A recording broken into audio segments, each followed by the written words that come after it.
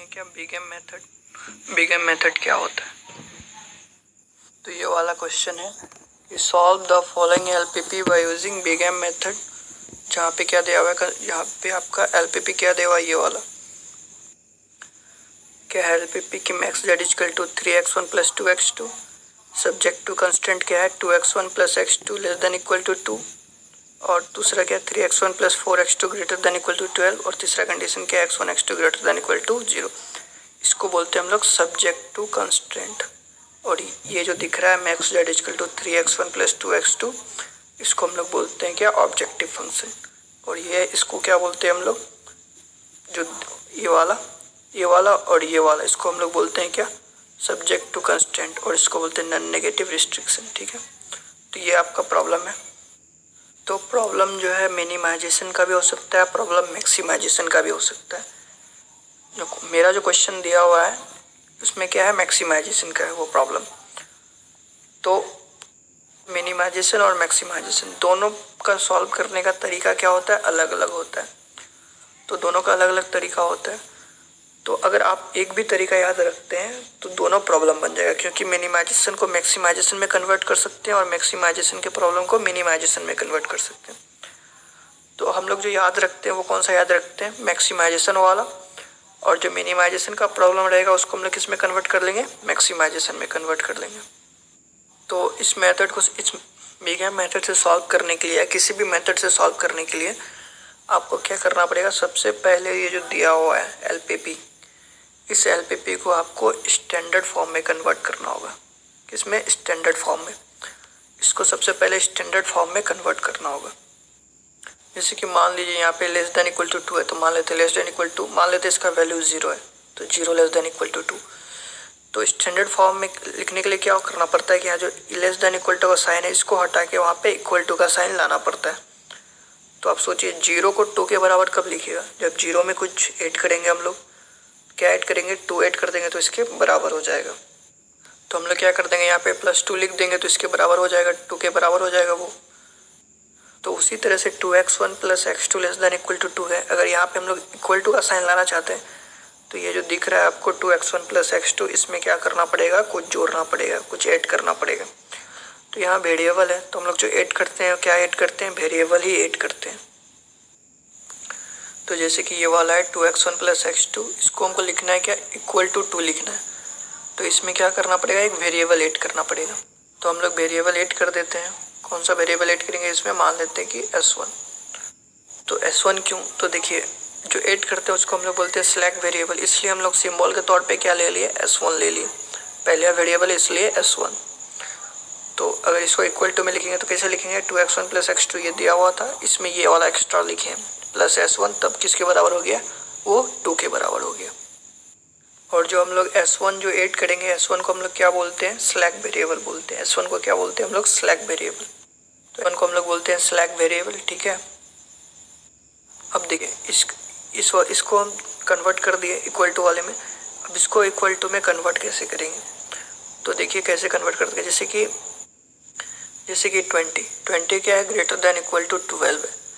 तो 20 को 12 बनाने के लिए क्या करना होगा, 20 में कुछ घटाना होगा, कुछ सब्ट्रैक्ट करना होगा, तो वो 12 के इक्वल टू आ जाएगा। जैसे कि 20 माइनस 8 लिखेंगे तब यहाँ पे हम इक्वल टू का साइन दे सकते हैं, यहाँ पे इक्वल टू का साइन दे सकते हैं। ठीक है, तो 20 माइनस 8 क्या हो गया, 12 हो गया। तो उसी तरीके से यहाँ पे क्या है, 3x1 plus 4x2 greater than equal to 12 है। तो यहाँ पे वेरिएबल है तो हम लोग घटाएंगे भी, क्या घटाएंगे, वेरिएबल को घटाते हैं। ठीक है, तो ये वाला एक्सप्रेशन है 3x1 प्लस 4x2, इसको किसके बराबर करना है, 12 के बराबर करना है। तो इसमें कुछ घटाएंगे हम लोग, तो वेरिएबल घटाते हैं, उसको नाम क्या देते हैं हम लोग, s2।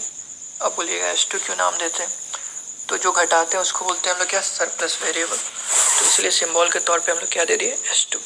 अब यहाँ पे हम लोग कुछ और भी नाम दे सकते थे, जैसे कि पहले वाले को अगर x3 देते हैं तो इसको x4 दे देते, इसके बाद जो देते वो x5 दे देते। अब देखिए इसको जो सॉल्व करना है, किससे सॉल्व करना है, बिग एम मेथड से। तो बिग एम मेथड से सॉल्व करना है, तो बिग एम मेथड क्या बोलता है कि जिस वाले में आप घटाते हैं, मतलब जैसे कि ये वाला इक्वेशन में घट रहा है, ठीक है, तो जहाँ पे सरप्लस आता है, मतलब जहाँ पे घटता है, उस पर एक वेरिएबल और ऐड कीजिए। वो वेरिएबल जिसे उसको बोलते हैं आर्टिफिशियल वेरिएबल, तो प्लस A1, ठीक है, उसको हम लोग बोलते हैं आर्टिफिशियल वेरिएबल। तो एक वेरिएबल ऐड करते हैं, तो जैसे कि ए आर्टिफिशियल वेरिएबल, तो सिंबल के तौर पे हम लोग क्या दे दिए, A1 दे दिए, ठीक है। कि ये वाला भी हो गया। इक्वल टू में कैसे कन्वर्ट करेंगे, इसमें क्या करेंगे, S2 को घटाएंगे और एक आर्टिफिशियल वेरिएबल A1 को जोड़ देंगे। तो अब मेरे पास कितना कितना वेरिएबल हो गया। तो अब मेरे पास जो वेरिएबल है कौन कौन सा है, x1, x2, s1, s2 और a1। तो अब मेरे पास इतना वेरिएबल हो गया। तो अब यहाँ पे जो इक्वल टू का, ये ग्रेटर देन इक्वल टू का साइन जो है उस, तो x1 x2 की जगह आप क्या लिखेंगे, इतना वेरिएबल्स लिखेंगे और इस साथ में क्या कर देंगे हम लोग, ग्रेटर देन इक्वल टू 0 लिख देंगे, ठीक है। स्टैंडर्ड फॉर्म में जब लिखेंगे तब। तो ये वाला कन्वर्ट हो गया, ये वाला कन्वर्ट हो गया, ये वाला। अब देखिए, अब स्टैंडर्ड फॉर्म में जब लिखेंगे तो इसमें मैक्स ऑब्जेक्टिव फंक्शन को कैसे लिखेंगे उसमें। तो ये जो ऑब्जेक्टिव फंक्शन है, ऑब्जेक्टिव फंक्शन को हम लोग कैसे कन्वर्ट करते हैं। तो देखिए 3x1 दिया हुआ था, 2x2 दिया हुआ था, हम लोग ऐड क्या किए थे, s1 और s2 को ऐड किए थे और a1 को ऐड किए थे।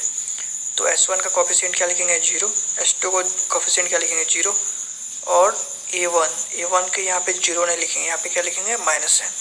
बिगम मेथड क्या बोलता है, यहाँ पे m लिखा हुआ है, इसका मतलब क्या हुआ, समझ रहे हैं कुछ। ये m इसी की वजह से आया हुआ है कि जो आर्टिफिशियल है उसका कोफिशिएंट कितना है, यहाँ पे देखिए m, वही है m, -m a1, ठीक है। जहाँ पे m क्या होता है, वेरी लार्ज क्वांटिटी होता है, ठीक है। तो देखिए इसका स्टैंडर्ड फॉर्म क्या हो गया। तो पहले तो ये वाला देखिए 2x1 प्लस x2 था, 2x1 प्लस x2 था और ये सब कुछ नहीं था, यहाँ पे क्या था, लेस देन का साइन था। तो हम लोग क्या किए, यहाँ पे लेस देन का साइन था, तो यहाँ पे हम लोग ऐड किए थे s1 को, और जो नहीं ऐड किए हैं s2 a1 इसमें ऐड नहीं हुआ, तो इसका कोफिशिएंट यहाँ पे क्या लिख देंगे हम लोग, 0, ठीक है। तो इसमें s1 ऐड किए और जो ऐड नहीं किए उसका कोफिशिएंट 0 कर दिए।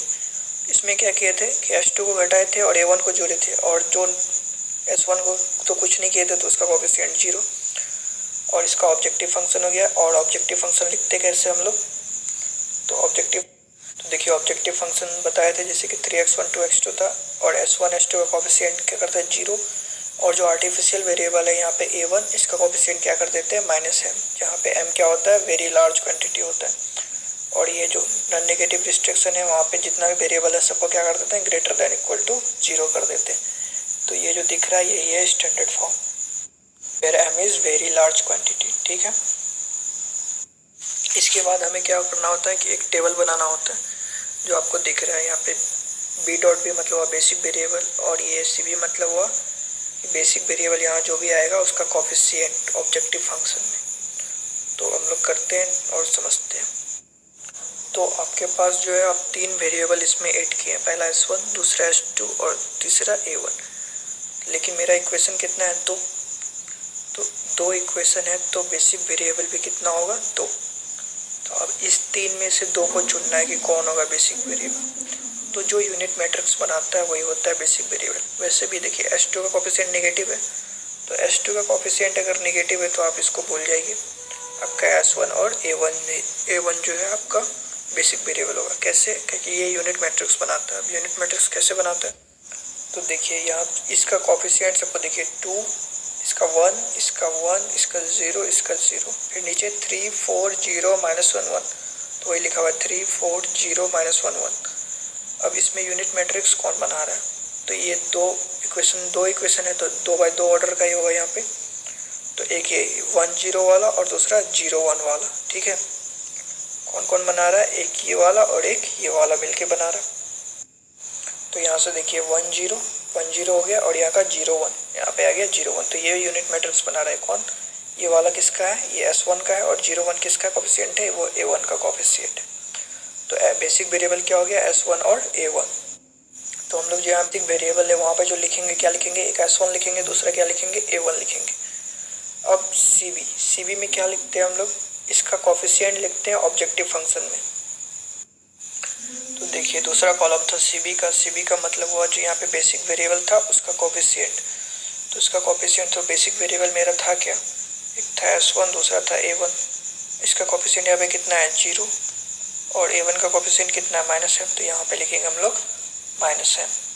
उसके बाद टेबल में एक टर्म था वहाँ पे CJ क्या होता है, तो देखिए यहाँ पे CJ मतलब होता है कि जैसे कि जो भी आपका दिख रहा है variables x1 x2 s1 s2 इसका कोफिशिएंट ऑब्जेक्टिव फंक्शन में, तो ऑब्जेक्ट x1 का कितना है 3, x2 का कितना है 2, s1 का कितना है 0, s2 का कितना है 0 और A1 का है -m, तो यहाँ पे उसी को लिखना है।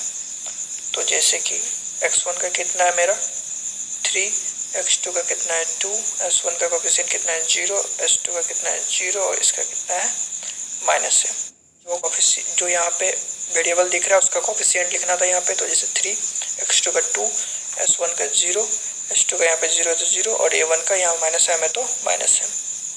स्टैंडर्ड फॉर्म लिखने के बाद आपको क्या करना होता है, आपको टेबल बनाना होता है। तो जैसे कि टेबल ये बनेगा, तो उसमें बेसिक वेरिएबल समझ में आ गया, CB समझ में आ गया। अब देखिए XB क्या होता है। जैसे कि ये इक्वेशन था तो उसमें यहाँ पे 2 और 12 दिख रहा है, तो ये 2 S1 वाले में है तो S1 के सामने क्या लिखेंगे 2, और ये A1 वाले में है 12 तो A1 के सामने क्या लिखेंगे 12। तो वही लिखा हुआ है S1 के सामने 2 और A1 के सामने 12, ये इसी को बोलते हैं हम लोग XB, ठीक है। और इस टेबल में देखिए x1 x2 s1 s2 और A1 ये सब क्या होता है। तो देखिए ये सब क्या होता है, तो जो मेरा इक्वेशन था उसमें x1 का कोफिशिएंट, x2 का कोफिशिएंट, s1 s2 और A1 का कोफिशिएंट पहले वाले इक्वेशन में, और ये दूसरे वाले इक्वेशन में का कोफिशिएंट है, ठीक है। तो x1 का कोफिशिएंट है 2 1, x2 का 1 1 0 0 और दूसरे इक्वेशन में कितना था जहाँ जिसमें A1 है तो 3 4 0 -1 1, तो बेसिक वेरिएबल A1 उस वाले रो में ये वाला लिखेंगे। तो देखिए आपका इक्वेशन ये था, तो देखिए x1 का कोफिशिएंट कितना है 2, फिर क्या है 1, s1 का कितना 1, s2 का है 0 और A1 का है 0। तो ये S1 था, S1 ये वाले इक्वेशन से आया है, तो ये वाले इक्वेशन का कोफिशिएंट यहाँ पे लिखेंगे। अब देखिए A1 इस वाले इक्वेशन से आया है और इसमें x1 x2 s1 s2 का जो और A1 का जो कोफिशिएंट है 3 4 0 -1 1 वो यहाँ पे लिख देंगे हम लोग। तो टेबल का इतना सा पार्ट समझ में आ गया। उसके बाद ZJ और ZJ - CJ ये क्या होता है, ठीक है। उसके बाद होता है मिनिमम रेशियो, तो ये सब देखिए आगे क्या होता है। तो ZJ क्या होता है, तो जैसे कि ZJ निकालना है इस वाले कॉलम का, तो ZJ होता है CB × XJ। XJ मतलब इस कॉलम का नाम हो x1 x2 x3 x4 x5, ठीक है। तो ZJ लिखना है अगर हमको, तो देखिए इस वाले कॉलम के लिए लिखना है, तो 2 को 0 CB से मल्टीप्लाई कीजिए, इस वाले पूरे को CB से मल्टीप्लाई करेंगे, जैसे 2 × 0 0 और 3 × -3 हम उसको ऐड करके यहाँ पे लिखेंगे। तो जैसे कि यहाँ पे 2 है और यहाँ पे 0 है, तो 2 × 0 इससे इसको मल्टीप्लाई करेंगे कितना होगा 2 × 0 यानी कि 0, और 3 को -m से मल्टीप्लाई करेंगे, 3 को किससे मल्टीप्लाई करेंगे -m से, तो -m से मल्टीप्लाई करेंगे तो कितना हो जाएगा -3m, और फिर इसको ऐड कर देंगे हम लोग, तो -3m में 0 कितना हो गया -3m, तो यहाँ पे आंसर कितना लिखेंगे -3m। इस तरह से ZJ इस कॉलम के लिए तो 1 × 0 और 4 × -m, तो 1 × 0 0 4 × -4m, फिर दोनों को ऐड करके यहाँ पे लिखेंगे। तो देखिए 1 को 0 से मल्टीप्लाई करेंगे कितना होगा 0, 4 को -m से मल्टीप्लाई करेंगे कितना होगा -4m, इसको ऐड करेंगे कितना हो जाएगा -4m, तो यहाँ पे कितना लिखेंगे -4m लिखेंगे इस वाले कॉलम में, ठीक है। उसी तरह से इसमें इसको 1 को 0 से मल्टीप्लाई करेंगे, CB से मल्टीप्लाई करेंगे, 0 को CB से यानी कि -m से मल्टीप्लाई करेंगे और जोड़ के यहाँ पे लिख देंगे। 0 को CB से मल्टीप्लाई करेंगे 0 और -1 को -m से मल्टीप्लाई करेंगे और फिर ऐड करके यहाँ पे लिख देंगे। उसी तरह से इसमें 0 को 0 से और 1 को -m से मल्टीप्लाई करके यहाँ पे लिख देंगे। तो देखिए वहाँ पे CJ क्या था, तो x1 का कोफिशिएंट ऑब्जेक्टिव फंक्शन में 3, इसका था 2, ये सब बता चुके हैं। तो अब देखिए अब क्या करना है, ZJ - CJ करना है। तो ZJ हो गया 3m - 3m, तो इसमें 3 घटाइएगा तो -3m - 3 हो जाएगा, इसमें 2 घटाइएगा, CJ घटाना है, इस ZJ को CJ घटाइए तो -4m - 2 और 0 में से 0 जाएगा तो 0, m में से 0 जाएगा तो 0 और माइनस m से माइनस m जाएगा तो 0। तो आपका पहला टेबल भी सॉल्व किए तो इतना आ गया। इसके बाद क्या करना है, इसके बाद क्या करना होता है, सेलेक्ट करना होता है इसमें सबसे मिनिमम कौन है। तो आप देखिए ये वाला होगा सबसे मिनिमम -4m। बोलिएगा कैसे, तो जैसे m बराबर 100 पुट कीजिए तो यहाँ पे कितना -300 और -400, तो कौन छोटा होगा, ये सबसे छोटा होगा। तो मोस्ट निगेटिव हो गया ये वाला। तो ये मोस्ट निगेटिव हो, इस टेबल को बनाने के बाद चेक करना होता है कि कौन सबसे ज़्यादा निगेटिव है। तो सबसे निगेटिव है ये वाला, इसको चुनते हैं हम लोग। तो इस टेबल के बाद चेक करना होता है कि सबसे ज़्यादा निगेटिव कौन है, तो ये वाला सबसे निगेटिव हुआ। तो हम लोग इसको सेलेक्ट करते हैं, इस कॉलम को सेलेक्ट करते हैं। और सेलेक्ट करने का मतलब क्या हुआ कि देखिए S1 या S2 में से, S1 या A1 में से किसी एक को हटा के ये वाला जो कॉलम है इसका कौन सा वेरिएबल का x2, तो इस दोनों में एक को हटा के वहाँ पे S2 को लाना होता है। तो अब सवाल है कि किसको हटाना होता है, पता कैसे चलेगा कि इस दोनों में हटेगा कौन। तो उसके लिए यहाँ पे क्या है, मिनिमम रेशियो है, उसी के लिए है, पता करने के लिए कि मिनिमम रेशियो। तो कैसे करते हैं देखते हैं। तो आप ये जो आपको पता चल गया कि जो सबसे निगेटिव है वो वाले कॉलम का वेरिएबल कौन है, x2। तो आपको पता चल गया कि x2 जो है इसको बोलते हैं हम लोग इनकमिंग वेक्टर। तो मतलब वहाँ पे जो आपका है, तो ये वाला हो गया आपका क्या, इनकमिंग वेक्टर। तो मतलब हो गया कि S1 और A1 में से किसी एक को हटा के x2 को रखना है वहाँ पे। तो किसको हटाएंगे, इसको पता करने के लिए मिनिमम रेशियो। तो मिनिमम रेशियो क्या होता है, XB/XJ। कहने का मतलब ये हुआ XJ का वैल्यू 1 और 4, और XB में क्या आ जाएगा 2 और 12। तो जैसे कि यहाँ पे है 2 और यहाँ पे 1, इसको डिवाइड कीजिए तो यहाँ पे हो गया 2, यहाँ पे है 12, यहाँ पे 4, तो डिवाइड कीजिए 3। इसमें मिनिमम कितना हो गया 2, इसमें मिनिमम है 2। तो देखिए यहाँ से 2 के, तो ये वाला रो हो गया, मतलब क्या S1 को हटाना है और वहाँ पे क्या लिखना है x2, ये इनकमिंग वेक्टर हो गया x2। और ये जो जिसमें मिनिमम था वो हो गया आउटगोइंग, तो यानी कि S1 निकल जाएगा यहाँ से, और यहाँ पे कौन सा आएगा, ये आपका x2 आएगा वहाँ पे। तो आपको पता चल गया कि ये वाला इनकमिंग है और ये वाला आउटगोइंग है, मतलब x2 आएगा यहाँ पे और कौन सा जाएगा, S1 जाएगा, मतलब S1 के जगह पे क्या आ जाएगा, x2 आ जाएगा। तो देखिए ये हो गया और ये हो गया, तो ये कहाँ पे आ रहा है, 1 पे। 1 को बोलते हैं हम लोग क्या, ये वाला देखिए कॉलम और ये वाला रो का इंटरसेक्शन कौन सा है, 1 को हम लोग बोलते हैं की एलिमेंट। तो हमको S1 के जगह पे x2 लिखना है और ये हो गया मेरा की एलिमेंट। तो 1 को बोलते हैं हम लोग क्या, की एलिमेंट। यहाँ पे 1 है, अगर यहाँ पे 1 के अलावा कुछ और रहता, फॉर एग्जांपल मान लीजिए कि यहाँ पे 5 रहता, तो हम लोग उसके क्या करते, उसको 1 बनाते। कैसे बनाते, इस पूरे रो को 5 से डिवाइड कर देते। जैसे कि मान लीजिए यहाँ पे 5 है, ठीक है। तो नेक्स्ट स्टेप में हम लोग क्या करेंगे, जो नेक्स्ट टेबल बनाएंगे उसमें क्या करेंगे, पूरे को 5 से डिवाइड कर देंगे। तो अब आपके मन में सवाल उठ रहा होगा कि नेक्स्ट टेबल क्यों बनाएंगे। तो देखिए ये भी यहाँ पे अगर सब पॉजिटिव आ जाता है या 0 आता है तो 0 0 0 यहाँ तक सही है, लेकिन ये दोनों निगेटिव आ गया। अगर ये दोनों निगेटिव नहीं आता मेरा, ये दोनों भी अगर पॉजिटिव रहता तो हम नेक्स्ट टेबल नहीं बनाते, यही मेरा सॉल्यूशन होता। तो यहाँ पे नेगेटिव है तो मतलब नेक्स्ट टेबल बनाना पड़ेगा।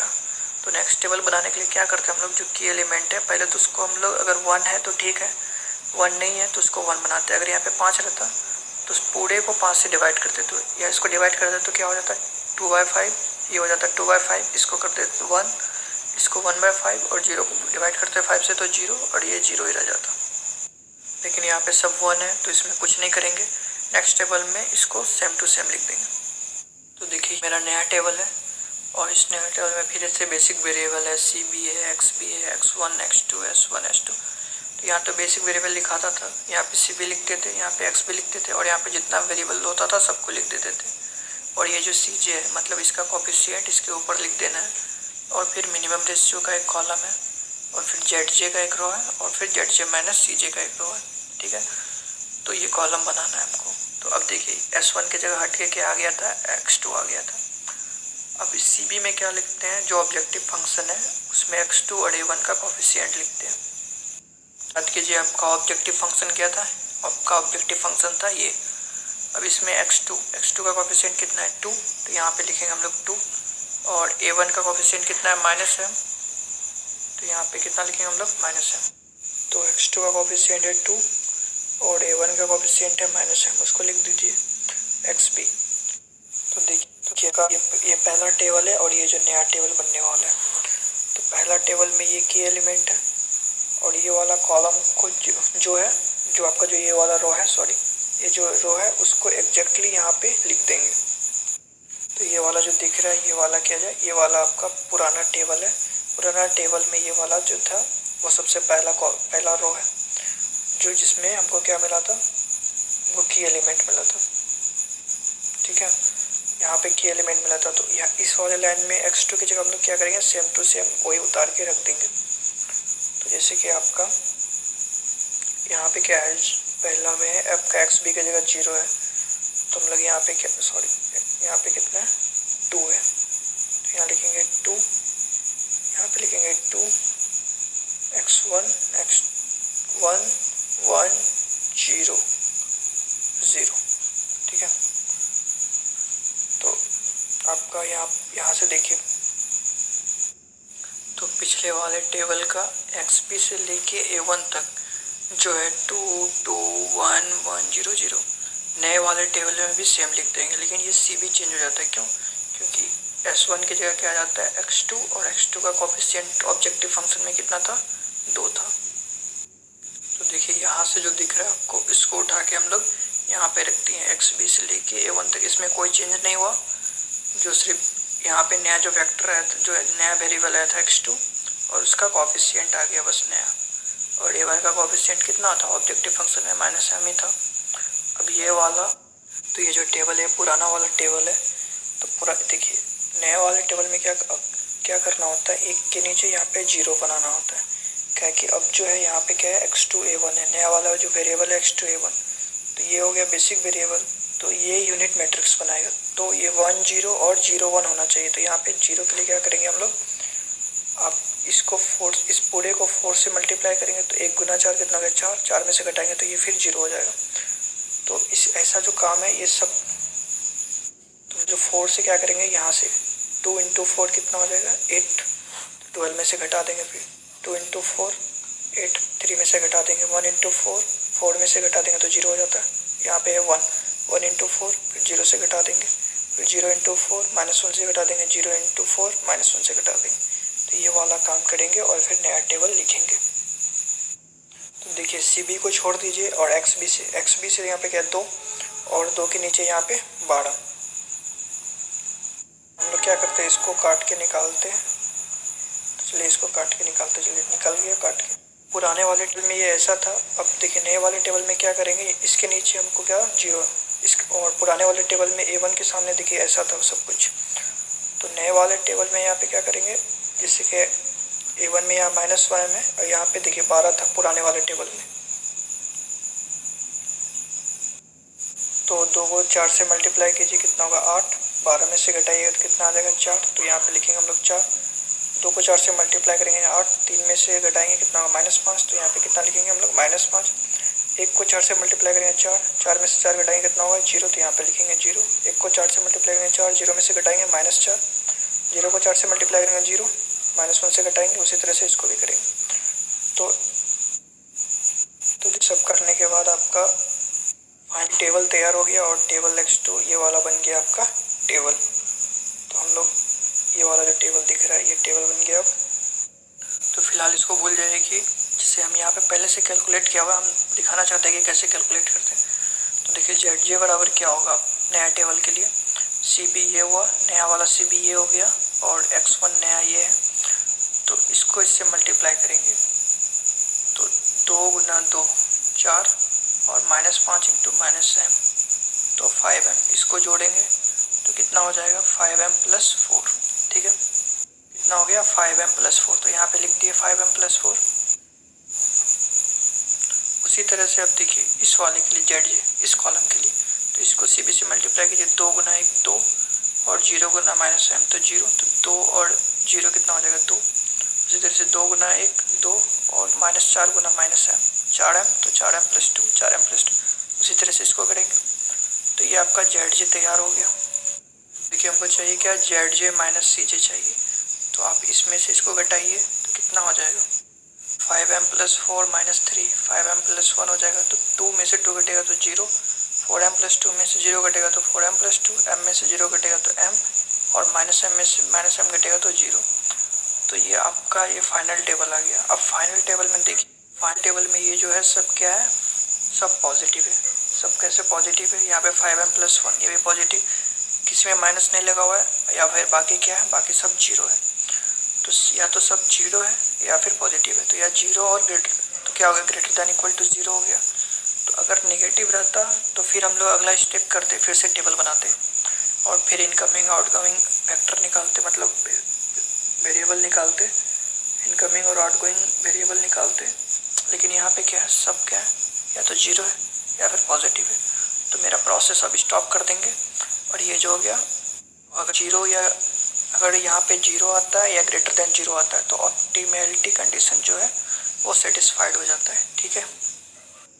लेकिन इस प्रॉब्लम में पार्टिकुलरली इस प्रॉब्लम में क्या हुआ कि A1 जो है आर्टिफिशियल वेरिएबल हटा नहीं। देखिए बिग मेथड से बनाने का जो मकसद होता है उसमें क्या होता है, आर्टिफिशियल वेरिएबल को फाइनली हटाना होता है। लेकिन यहाँ पे आर्टिफिशियल वेरिएबल हटा नहीं, ये यहाँ पे रह ही गया। तो आर्टिफिशियल वेरिएबल रह गया तो इससे क्या कंक्लूजन निकलता है, का मतलब हो गया कि इस प्रॉब्लम का क्या होगा, नो सॉल्यूशन होगा, ठीक है, नो फिजिबल सॉल्यूशन। यहाँ पे सब ग्रेटर देन और इक्वल टू 0 है, तो मेरा प्रोसेस हो गया स्टॉप। तो अब इसका आंसर क्या होगा, तो देखिए इसका आंसर निकला नहीं, क्योंकि इसमें आर्टिफिशियल वेरिएबल जो है वो हटा नहीं। अगर आर्टिफिशियल वेरिएबल हट जाता तो आंसर क्या होता, ठीक है। अगर यहाँ पे आर्टिफिशियल वेरिएबल नहीं होता तो x2 का वैल्यू होता 2, और यहाँ पे जो वेरिएबल होता है उसका आंसर होता कितना, 4, ठीक है, वो मेरा आंसर होता। फिर इसको पुट करते हम लोग ऑब्जेक्टिव फंक्शन में, इसको इस दोनों वैल्यू को ऑब्जेक्टिव फंक्शन में पुट करते हैं तो वही हो जाता मेरा मैक्सिमम z का वैल्यू होता। लेकिन 3 पॉइंट्स है, 3 पॉइंट्स को ध्यान में रखिए तो ये इसका आंसर आप बता पाइएगा। अगर वो याद नहीं है तो आप नहीं बता पाइएगा। देखिए 3 पॉइंट्स है क्या, पहला पॉइंट क्या है कि if no artificial variable remains in the basis and the optimality condition is satisfied, ठीक है, then the solution is an optimal feasible solution to the given problem. कहने का मतलब क्या है कि अगर यहाँ पे आर्टिफिशियल वेरिएबल नहीं होता, if no artificial variable appear और रिमेन्स इन द बेसिस, देखिए बेसिस है, अगर यहाँ पे एक भी आर्टिफिशियल वेरिएबल नहीं होता then the solution is an optimal feasible solution to the given problem. तो यही क्या होता है, इसका ऑप्टिमल सॉल्यूशन होता है। तो इसका सॉल्यूशन क्या होता है, इसका सॉल्यूशन होता है x2 बराबर 2, और यहाँ पे जो भी वेरिएबल होता है यहाँ पे उसका वैल्यू हो जाता है कितना, 4। ये xb में देखिए, xb के नीचे जो है वैल्यू वही होता है उसका वैल्यू। तो ये cb के जो नीचे है उसको नहीं देखेंगे, यहाँ पे देखेंगे xb के नीचे। तो x2 का xb के नीचे कितना है, 2, तो x2 का वैल्यू कितना होता है, ऑप्टिमल जो सॉल्यूशन होता है उसमें x2 का होता है 2, और यहाँ पे जो भी वेरिएबल होता उसका वैल्यू हो जाता है xb के नीचे जो है 4। तो यहाँ पे आर्टिफिशियल वेरिएबल आ गया है, तो आर्टिफिशियल वेरिएबल आ गया है तो इसमें लगेगा नोट नंबर 3। तो पहले नोट नंबर 2 को देखते हैं, फिर देखेंगे 3 को। देखिए नोट नंबर 2 क्या है कि if at least one artificial variable appears in the basis with 0 value and the optimality condition is satisfied, then the solution is optimal feasible to degenerate solution to the given problem। कहने का मतलब क्या है, कहने का मतलब है कि जो आर्टिफिशियल वेरिएबल अगर बेसिस में आ रहा है और उसका वैल्यू कितना है, 0 वैल्यू है, तब क्या होगा, देन तब और ऑप्टिमलिटी कंडीशन भी सेटिस्फाइड हो रहा है। ऑप्टिमलिटी कंडीशन सेटिस्फाइड हो रहा है, इसका क्या मतलब कि ZJ माइनस CJ जो है सारा वो क्या है, ग्रेटर देन इक्वल टू 0 है। तो सोल्यूशन होगा उसको हम लोग क्या बोलेंगे, डिजेनरेट, उसको बोलेंगे डिजेनरेट फिजिबल सॉल्यूशन, ठीक है। कहने का मतलब है कि सॉल्यूशन निकलेगा और उस सॉल्यूशन को बोलेंगे हम लोग डिजेनरेट सॉल्यूशन। तो यहाँ पे 0 लेवल लिखा हुआ है कि artificial variable appear in the basis with 0 value, तो ये हो गया बेसिस, और आर्टिफिशियल वेरिएबल हो गया आपका A1।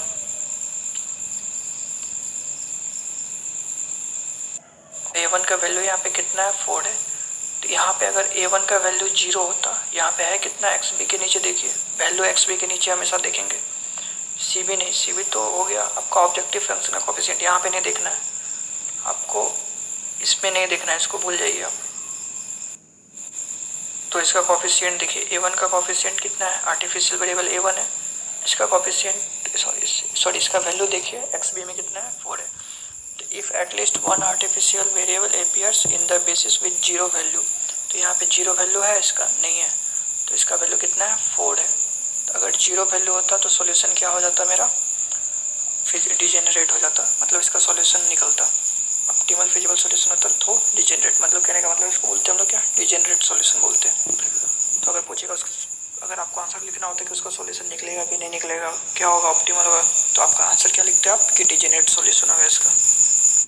अब आता है नोट नंबर 3 जो यहाँ पे एप्लीकेबल है।